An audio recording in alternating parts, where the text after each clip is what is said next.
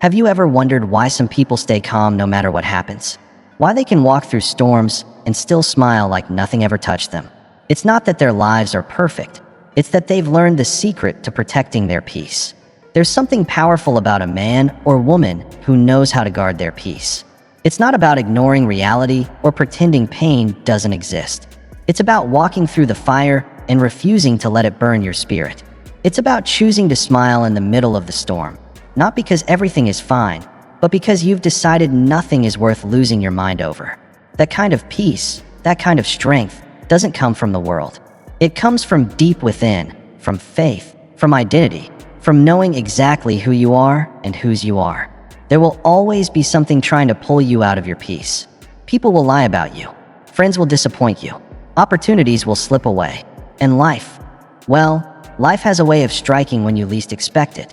But if you let every insult, every disappointment, every painful memory control your reaction, you're handing your power to things that don't deserve it.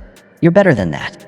Your destiny is too great, and your purpose too sacred to be shaken by things that won't even matter 5 years from now.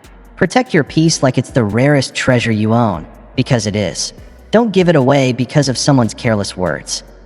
Don't let someone else's chaos become your companion. And remember this, not every battle is yours to fight. Not everything deserves your reaction. Sometimes, the most powerful thing you can do is nothing at all. Just breathe, stand still, and let God handle what you were never meant to carry. You've already survived enough. You've cried behind closed doors. You've fought battles no one ever saw. And yet, here you are, still standing. That's not weakness, that's strength. Now it's time to protect that strength like never before. Because the enemy doesn't attack empty houses. He comes for the ones filled with promise, the ones that still shine even in the dark, the ones with a future despite their past. And if he can't destroy you, he'll try to distract you.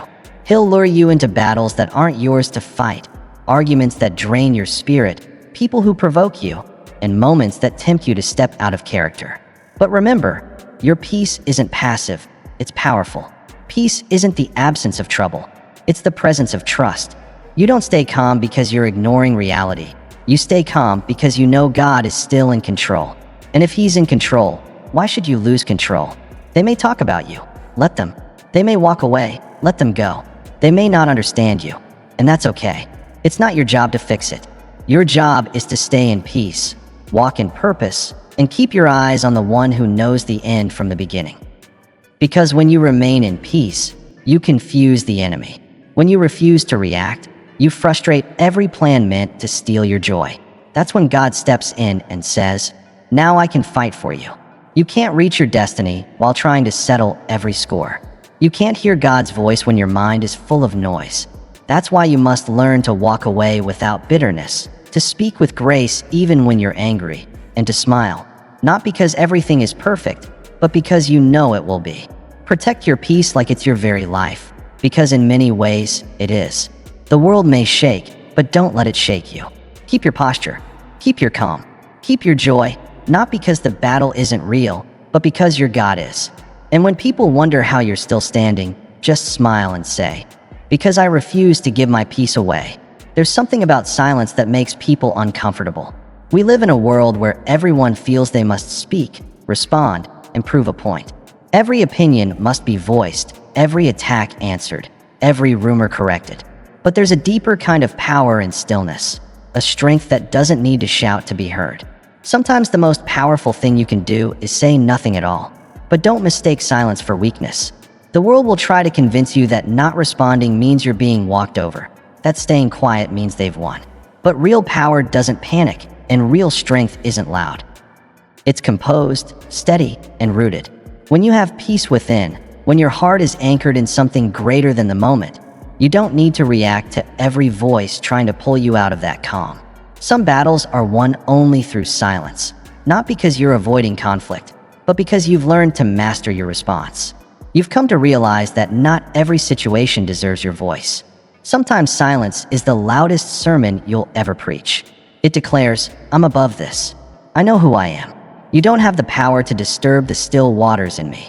So ask yourself, how many times have you looked back and wished you hadn't spoken in the heat of the moment? How many times did your reaction cost you your peace, your joy, your sleep? That's why wisdom teaches you to pause, to hold your tongue, and to sit with your emotions before your emotions speak for you. Because once words leave your mouth, they can't be taken back. People may forget what you said, but they'll always remember how you made them feel.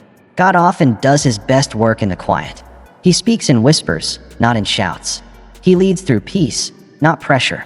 And when you choose silence in the middle of chaos, you align yourself with that divine rhythm. You step out of the world's noise and into heaven's clarity. That's where discernment comes, where healing begins, where your heart and vision are renewed. Some of the most spiritual things you can do have nothing to do with speaking, but everything to do with listening. Listening to God, listening to your own soul, listening for wisdom before reacting from your wounds. It takes humility to be quiet. It takes maturity to resist having the last word. And it takes faith to trust that even in your silence, justice is moving, truth is working, and God is still fighting for you. You don't have to respond to every insult. You don't have to defend yourself to those who misunderstand you. You don't need to clap back, post back, or fire back. Choosing silence isn't giving up, it's rising above. It's saying, my time, my peace, and my soul are too valuable to waste on this. And yes, people may wonder why you're so quiet. They may expect you to explode, to argue, to explain, but your silence will confuse them, disarm them, and most importantly, protect you. Because not everything deserves access to your emotions. Not everything deserves your presence. And not everyone deserves a seat at your table just because they knocked on the door. Silence isn't the absence of noise. It's the presence of strength. It's the decision to stand your ground without needing to shake the ground. It's choosing grace over gossip, restraint over reaction, and peace over pride. That's a kind of holiness the world may never understand, but heaven does. So learn to be quiet sometimes. Learn to pray instead of panic. Learn to wait instead of worry. And when it's time to speak, let your words carry the weight of wisdom, not the weight of woundedness. Silence isn't weakness. It's spiritual warfare fought wisely. One of life's most underrated strengths is the ability to be unreadable. Not cold, not distant, but secure. When people can't figure you out, they can't control you. When they don't know what shakes you, they don't know where to strike. And when they can't read your thoughts or your heart, they can't manipulate your emotions. That's why it's vital to stop wearing your feelings on your sleeve. There's quiet power in staying steady, private, and composed, no matter what's happening around you. Many of us were taught that we owe everyone an explanation. Why we're silent, why we walked away, why we changed, or why we stopped showing up. But the truth is, you don't owe anyone access to your inner world. What you feel, what you're healing from, what you're building, and what you're dreaming, it's sacred. It's holy ground, and not everyone deserves to walk on it. We live in a world that demands transparency, but offers no protection. People crave to know your every move, every thought, every reaction, just so they can use it, twist it, or compete with it. But you don't have to let them in. It's not rude to keep parts of yourself private, it's wisdom. Because when people know too much about your emotions, they learn how to press your buttons. And if you're not careful, you'll start dancing to the rhythm of their games instead of walking to the beat of your calling. Don't give them a blueprint to your soul. Let them wonder. Let them assume. Let them ask questions and find no answers. That's where your peace lives, in the silence, in the mystery, in the strength of not needing to be understood. The more people see, the more they aim. But when you guard your spirit and walk with quiet confidence, they won't know how to approach you. They won't know if you're hurting or healing, wounded or winning. And that, my friend, is power. Have you ever noticed that the strongest people rarely speak the loudest? They don't announce their comebacks or cry for attention. They move in silence and let the results speak for themselves. That's what we're called to do. Because when you let everyone into your process, you open the door to confusion, judgment, and distraction. But when you stay quiet, focused, and grounded in who you are, you protect your future from those who would sabotage it before it begins. Some people only want to know your pain so they can use it against you. Others want to hear your plans just to compete with you. That's why you must stop putting your emotional life on display as if it were for sale. It's not for sale. It's not even for rent. It belongs to you and to God. And that's enough. I'm not telling you to isolate yourself or shut down. I'm telling you to protect what's sacred. I'm saying discern who deserves access. Know the difference between a confidant and a critic. Know who can handle your vulnerability and who will weaponize it. Because not everyone who smiles at you has your healing in mind. Some people don't want connection, they want information. But you were never meant to be entertainment for broken souls trying to make sense of their own chaos. There's strength in mystery, safety in silence, and wisdom in knowing your peace depends on your privacy. The next time someone tries to provoke you, and you choose to smile and stay calm, that's power. The next time someone demands an explanation and you respond with grace instead of emotion, that's maturity. And when life hits you hard, but you still walk with grace, that's growth. Let them wonder. Let them assume. Let them talk. Because people can't shake what they can't read. One of the hardest lessons in life is this. Not everything deserves your attention. Not every insult needs a response. Not every battle is worth fighting. Sometimes the greatest display of strength is walking away, not in defeat, but in dignity.